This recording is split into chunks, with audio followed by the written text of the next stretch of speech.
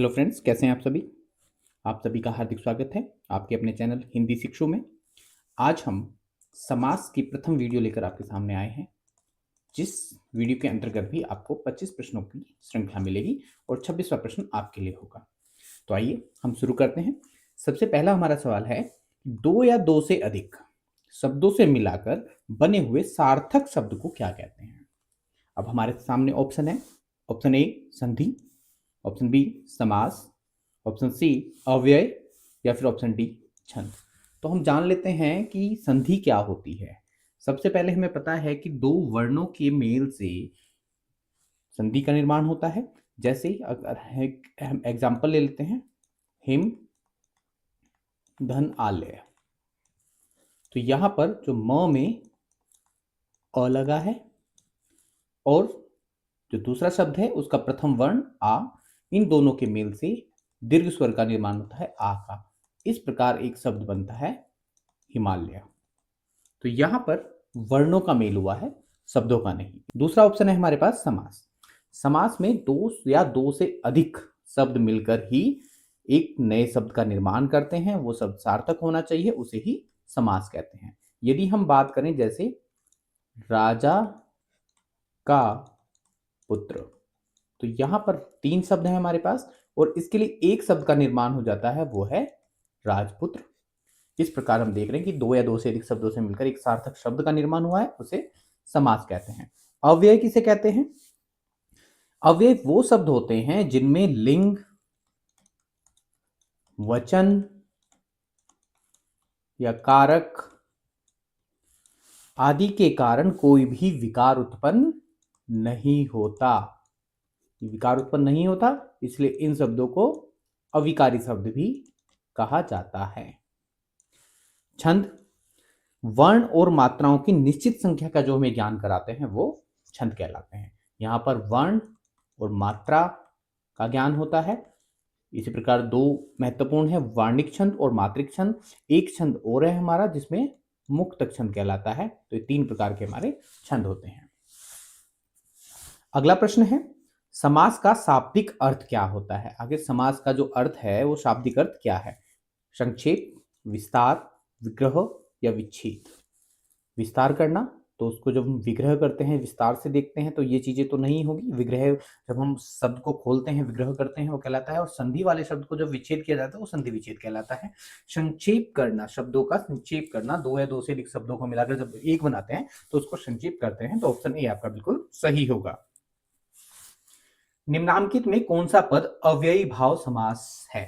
तो सबसे पहले हमें जानना होगा कि अव्ययी भाव समास किसे कहते हैं। जब हम इसकी परिभाषा को जान लेंगे, इसकी पहचान को पकड़ लेंगे, तो हमें ये पहचानने में आसानी हो जाएगी। शब्द होता है और एक द्वितीय जो दूसरा शब्द होता है, तो जो उसका प्रथम भाग है वो क्या होता है? अव्यय होता है अव्ययी भाव समास में।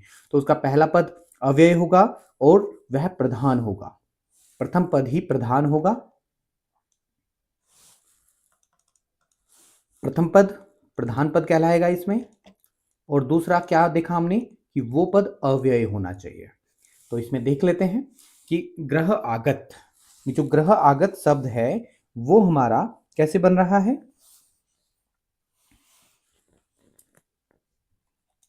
ग्रह को आगत,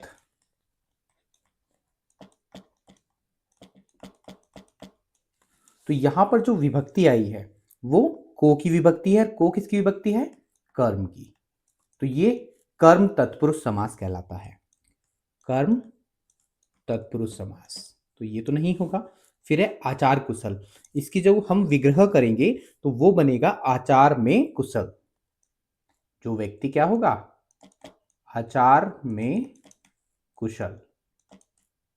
तो यहां पर जो में विभक्ति है वो किसकी है? वो है अधिकरण की, अधिकरण कारक की, और वो भी तत्पुरुष समास के अंतर्गत आता है। तो ये भी अधिकरण तत्पुरुष समास होगा। फिर प्रतिदिन, प्रतिधन दिन, यहां पर हम देख लेंगे जो प्रति है वो क्या है? एक अव्यय पद है और दिन हमारा दूसरा पद है। तो जो पहला पद प्रधान होगा, प्रति मतलब हर एक दिन, यही हमारा अव्ययी भाव समास कहलाएगा। और कुमार में यहां पर ई प्रत्यय लगा है। कुमार शब्द में ई प्रत्यय लगने पर नया शब्द बना है कुमारी। ठीक है, तो हमारा ऑप्शन सी बिल्कुल सही होगा। जिस समास में उत्तर पद प्रधान होने के साथ ही पूर्व पद तथा उत्तर पद में विशेष्य विशेषण का संबंध होता है उसे कौन सा समास कहते हैं?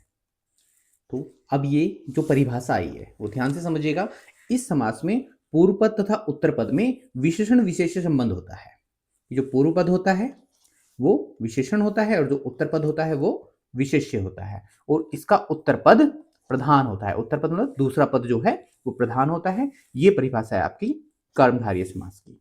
इसी के साथ साथ जो हमारा बहुव्रीहि है, इसमें क्या है, इसमें ना ही तो पूर्व पद और ना ही उत्तर पद, इसमें दोनों ही पद प्रधान नहीं होते, कोई तृतीय पद प्रधान होता है, इसलिए ये बहुव्रीहि समास है। तत्पुरुष समास में हम देखते हैं कि कारक विभक्तियों का प्रयोग होता है और उन कारक विभक्तियों के साथ साथ जो द्वितीय पद होता है वो इसमें प्रधान होता है। द्वंद्व समास में हम देखेंगे कि दोनों ही पद जो हैं एक दूसरे के विपरीतार्थक अर्थ रखते होंगे। इस समास में दोनों पद समान होते हैं। द्वंद्व समास के अंतर्गत दोनों पद समान होते हैं। इसमें पूर्व पद उत्तर पद में कोई तुलनात्मक नहीं है, दोनों पद समान हैं और वहां द्वंद्व होना है। दोनों पदों में द्वंद्व होता है और इनकी जो पहचान है वो योजक चिन्ह होता है और या से इसका विग्रह होता है। निम्न में से कर्मधारय समास किसमें है? अभी अभी हमने कर्मधारय समास की परिभाषा देखी थी कि जिसमें क्या पूर्व पद और उत्तर पद दोनों में क्या था, ये विशेषण था और ये विशेष्य था। विशेषण विशेष्य संबंध था दोनों के अंतर्गत। तो हम देख लेते हैं कि किस पद में ये चीज मिल रही है हमें। तो यहां पर जो पहला पद है चक्रपाणी, चक्रपाणी, पाणी का मतलब होता है हाथ, मतलब जिसके हाथ में क्या है, चक्र है। तो ना ये पूर्व पद है और ये द्वितीय पद है। यहां दोनों ही पद प्रधान नहीं है, कोई तृतीय ही पद जाता है और ये बहुव्रीहि समास के अंतर्गत आता है और विष्णु जी के हाथ में चक्र है, इसलिए उनको बोला जाता है चक्रपाणी। तो ये बहुव्रीहि समास का उदाहरण है। फिर चतुर्युगम, चतुर्युगम में क्या है, यहां पर चतुर, चार युगों का समूह। तो यहां पर हमें संख्यावाचक शब्द मिला है, इसलिए ये द्विगु समास होगा। द्विगु समास की परिभाषा है कि इसका जो प्रथम पद होता है, जो पूर्व पद होता है, वो संख्यावाचक होता है। नीलोत्पलम, नीलोत्पलम यहां पर नील मतलब नीला, धन उत्पल, उत्पल बोलते हैं कमल को, नीला कमल। तो यहां पर जो पूर्व पद हुआ वो क्या है, विशेषण हो गया और उत्तर पद विशेष्य हो गया। यही हमारा कर्मधारय हुआ। तो हमारा ऑप्शन सी बिल्कुल सही होता। ऑप्शन डी है माता, योजक चिन्ह है पिता। मैंने अभी भी कहा था कि योजक चिन्ह होगा और योजक चिन्ह को हम और या में विग्रह करेंगे। तो यहां पर होगा माता और पिता। ये परिभाषा हमने किस में देखी है? इससे पहले ही प्रश्न में हमने देखा था कि ये परिभाषा किसकी है, ये द्वंद्व समास की परिभाषा है।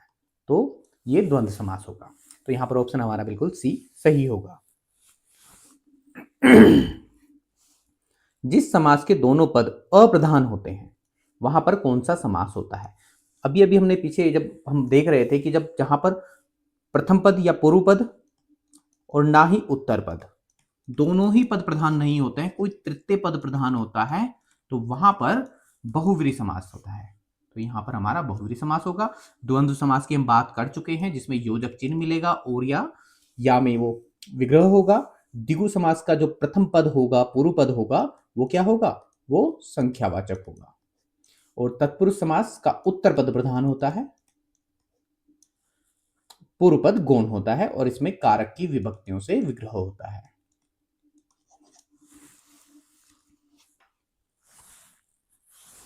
जितेंद्रिय में कौन सा समास है?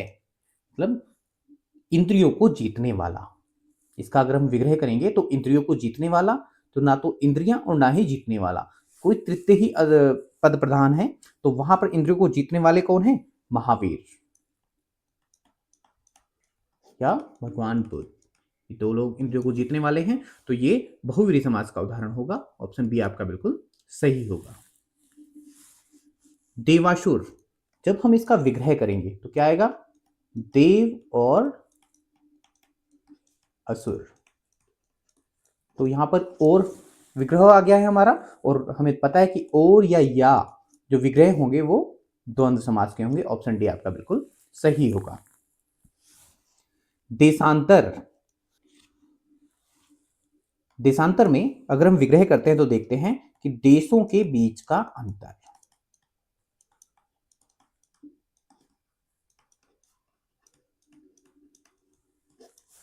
अब देशों के बीच का अंतर तो हम देख रहे हैं यहां पर, तो देशों के बीच का मतलब बीच का की बात हो रही है, तो संबंध की बात हो रही है। किसमें? देशों में। अब यहां पर जो का विभक्ति है वो संबंध कारक की विभक्ति है। अब कारक किस में आएंगे? वो तत्पुरुष समास में आएंगे। तो ऑप्शन सी आपका बिल्कुल सही होगा। दीनानाथ, विग्रह कीजिएगा। तो दीनानाथ बोलते हैं जो दीनों का नाथ होता है, दीनों का नाथ। तो यहां पर भी हमें संबंध मिल रहा है दीन में और नाथ में, तो संबंध कारक हो गया, और संबंध कारक तत्पुरुष कारक विभक्ति के अंतर्गत है। इसमें भी ऑप्शन सी बिल्कुल सही होगा। मुख दर्शन, अब अभी आपने देखा था कि योजक चिन्ह को देखते ही हम द्वंद्व पे जा रहे थे, परंतु यहां पर द्वंद्व पे जाएंगे तो गलत हो जाएगा। इसका विग्रह कीजिएगा। मुख दर्शन, मुख का दर्शन। फिर से देख रहे हैं हम कि कारक विभक्ति क्या है? ये का, और किसकी विभक्ति होती है? ये संबंध कारक की। अब संबंध कारक की विभक्ति है तो तत्पुरुष समास। ऑप्शन बी आपका बिल्कुल सही होगा। कौन सा शब्द बहुव्रीहि समास का सही उदाहरण है? अभी हमने बहुव्रीहि के बारे में बात कर रहे हैं, जिसमें हम जान चुके हैं कि ना ही तो पूर्व पद और ना ही उत्तर पद, दोनों ही पद प्रधान नहीं होते, कोई तृतीय पद प्रधान होता है। तो हम विग्रह करके देख लेते हैं कि सबसे पहले हम बात कर रहे हैं निशी दिन, निशी। अगर निशी की बात कर रहे हैं तो ये बना है निशा से, और निशा बोलते हैं हम रात को। तो यहां पर निशी दिन, दिन तो रात और दिन की बात हो रही है, द्वंद्व हो रहा है, तो द्वंद्व समास होगा। फिर त्रिभुवन, तीन भुवनों का समूह, भुवन या लोक। तो यहां पर त्रि की बात हो रही है, तीन की बात हुई है। अब तीन क्या है? संख्यावाचक है। अब संख्यावाचक है तो किस में जाएगा? द्विगु समास के अंतर्गत जाएगा। द्विगु समास का जो पूर्व पद होता है वो संख्यावाचक होता है। पंचानन, पांच आनन है जिसके, पांच आनन हैं जिसके। अब यहां पर ना तो पांच और ना आनन, दोनों ही पद प्रधान नहीं है। हालांकि संख्यावाचक है परंतु ये द्विगु नहीं है, क्योंकि प्रथम और द्वितीय को छोड़कर यहां पर तीसरा ही प्रधान है। पंचानन किसी एक विशेष के लिए बोला जाता है, और वो है भगवान शिव या हनुमान। तो यहां पर बहुव्रीहि समास यही होगा। पुरुष सिंह, तो यहां पर क्या है कि सिंह के समान पुरुष, सिंह के समान पुरुष। तो सिंह क्या हो गया? विशेषण हो गया है, और यहां पर विशेष्य हो गया है पुरुष।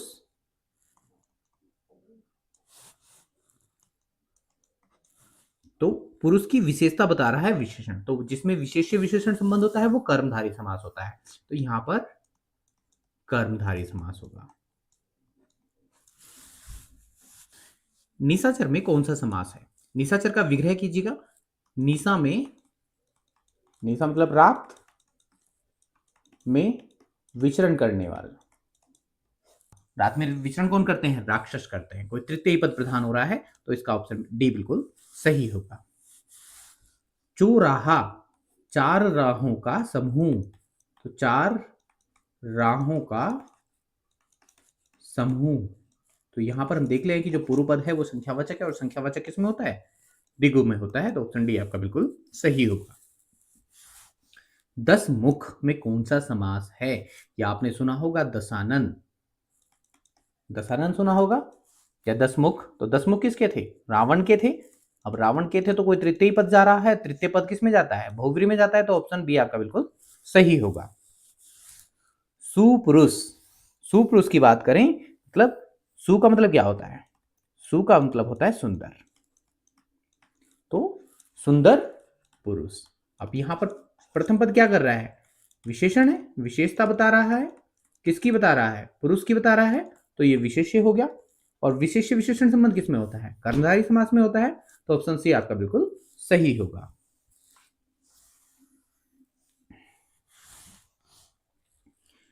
विशेषण और विशेष्य के योग से कौन सा समास बनता है, अभी अभी हमने बात की कि विशेषण और विशेष्य के संबंध किसमें होता है, कर्मधारय में होता है, ऑप्शन सी आपका बिल्कुल सही होगा।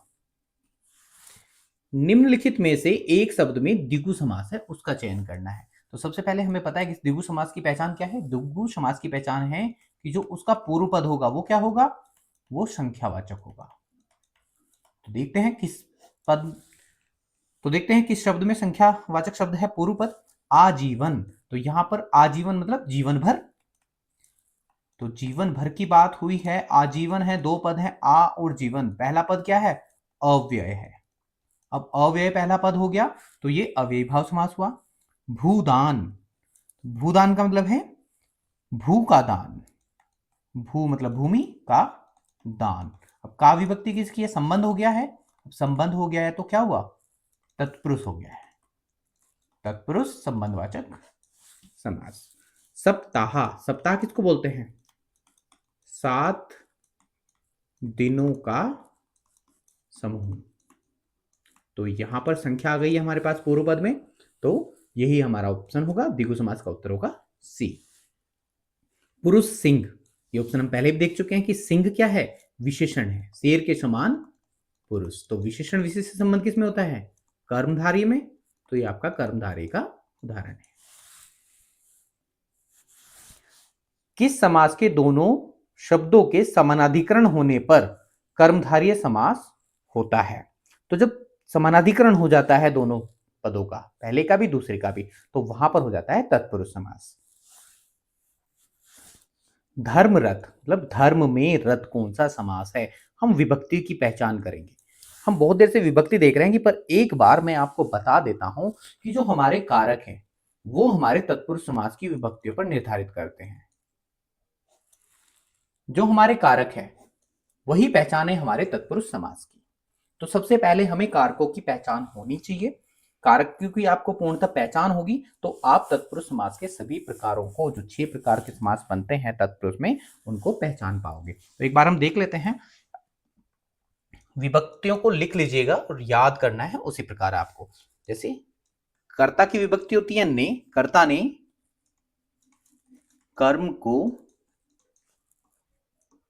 कर्ण से या के द्वारा, यहां पर साधन की बात की जाती है, संप्रदान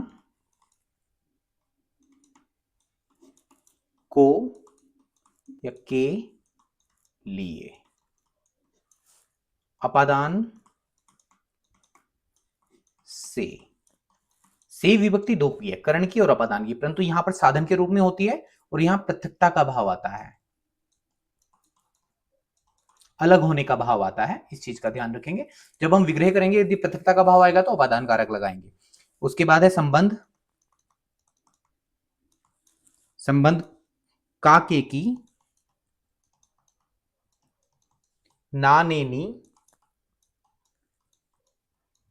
और रा रे री, ये अंत में आते हैं तो इन्हें पहचान बताते हैं। उसके बाद अधिकरण में पर, और हमारा अंतिम होता है संबोधन, हे अरे ओ आदि। तो ये हमारे 8 कारक होते हैं, 8 प्रकार के कारक होते हैं, परंतु कर्ता और संबोधन ये 2 प्रकार की विभक्तों का प्रयोग हम तत्पुरुष समास के अंतर्गत नहीं करते। जो बाकी बीच के जो 6 होते हैं, इन 6 पर हम तत्पुरुष समास जो कारक है इन कारकों का प्रयोग हम वहां पर देखते हैं। तो में विभक्ति की बात हो रही है, में विभक्ति है अधिकरण की, तो यहां पर अधिकरण आपका आंसर होगा। बस आपको ये याद करना है, ये ट्रिक में और ये सीरियल में ही याद करना है, तो इजी होगा, आप कारक को ही पहचान कर पाओगे और समास भी आपका हो पाएगा। द्विगु समास का उदाहरण कौन सा है? द्विगु समास जिसमें हम जानते हैं कि पूर्व पद क्या होता है? संख्यावाचक होता है। तो यहां पर अन्वे, अनु, धन, अय, तो यहां पर हम देख रहे हैं कि जो अन्वय है यहां पर ये अव्ययभाव समास का उदाहरण हुआ, तो ये तो होगा नहीं। दिन रात, दिन और रात योजक चिन्ह है, और से विग्रह हुआ है, द्वंद्व समास का उदाहरण है। चतुरानन, चार आनन हैं जिसके, अब चार आनन किसके हैं? कोई तृतीय ही पद जा रहा है यहां पर, वो होते हैं ब्रह्मा जी। तो यहां पर ये बहुव्रीहि समास हुआ। आप संख्यावाचक देख के इसको टिक मत कर लीजिएगा, इसकी पहचान आप ध्यान रखेंगे तो आपको जरूर आएगा। त्रिभुवन, तीन भुवनों का समूह, तो यहां पर तीन की बात की गई है, विशेषता आती नहीं है, तो यही आपका आंसर हो जाएगा, ये संख्यावाचक आपका पूर्व पद हो जाता है। इनमें से द्वंद्व समास का उदाहरण है। द्वंद्व की हमने बात की है कि दोनों ही पद प्रधान होते हैं, पूर्व पद भी और उत्तर पद भी, बस बीच में क्या होगा? योजक चिन्ह होगा, विग्रह करेंगे तो और से या फिर या से होगा। तो देख लेते हैं। पीतांबर, पीत है अंबर जिसके,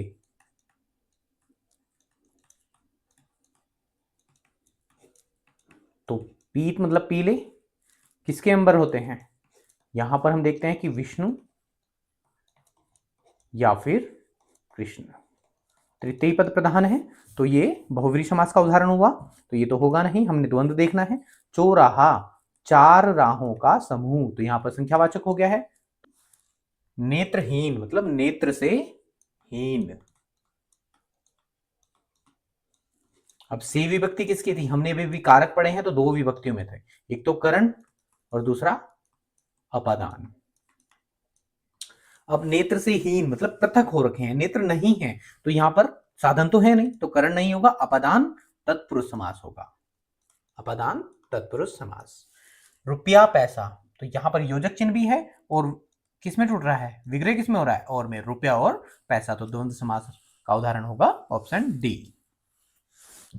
अव्यवी भाव समास का एक उदाहरण यथाशक्ति का विग्रह क्या होगा? यथाशक्ति मतलब शक्ति के अनुसार, तो यहां पर ऑप्शन सी आपका बिल्कुल सही होगा, शक्ति के अनुसार। जैसी शक्ति नहीं होगा, जितनी शक्ति नहीं होगा, यथा जो शक्ति नहीं होगा, तो शक्ति के अनुसार। पाप पुण्य में कौन सा समास है? पहले तो देखिए, पाप और पुण्य विरोध भाव हो गया है। दूसरा योजक चिन्ह है, अब योजक चिन्ह किसमें टूट रहा है? पाप और पुण्य। आपको पहचान हो चुकी होगी कि जब योजक चिन्ह हो और या में विग्रह हो रहा हो तो वो द्वंद्व समास होता है। लंबोदर, लंबा है उदर जिसका, लंबा है उदर, उदर बोलते हैं पेट को, जिसका, तो किसका है लंबा उदर? वो है गणेश जी का, गणेश जी का है, तो यहां पर तृतीय ही पद जा रहा है, जो बहुव्रीहि समास का उदाहरण होता है, क्योंकि इसमें ना तो प्रथम पद और ना ही द्वितीय पद कोई भी प्रधान नहीं होता, इसमें तृतीय ही पद प्रधान होता है। ये वीडियो का अंतिम क्वेश्चन है, इसका जवाब आपको कमेंट बॉक्स में देना है। जब दूसरा पद प्रधान हो तो कहलाता है, तो जब दूसरा पद प्रधान होता है तो क्या कहलाता है? अभी अभी हमने देखा कि जब पूर्व प्रधान होता है, द्वितीय प्रधान होता है, या दोनों प्रधान होते हैं, या दोनों ही प्रधान नहीं होते हैं, हमने बहुत सारी परिभाषाएं अभी देखी हैं, तो आप बताइएगा कि इनमें से कौन सा होगा। ऑप्शन ए अव्ययी भाव समास, ऑप्शन बी बहुव्रीहि समास, ऑप्शन सी तत्पुरुष समास, या फिर ऑप्शन डी द्वंद्व समास। और एक बात आपको बता दूं कि आपको अन्य ग्रामर या साहित्य की वीडियोस आपको डिस्क्रिप्शन में लिंक दिए गए हैं, वहां से आप देख सकते हैं और अपने ज्ञान को बढ़ा सकते हैं। जल्दी मिलते हैं अगली वीडियो में, धन्यवाद।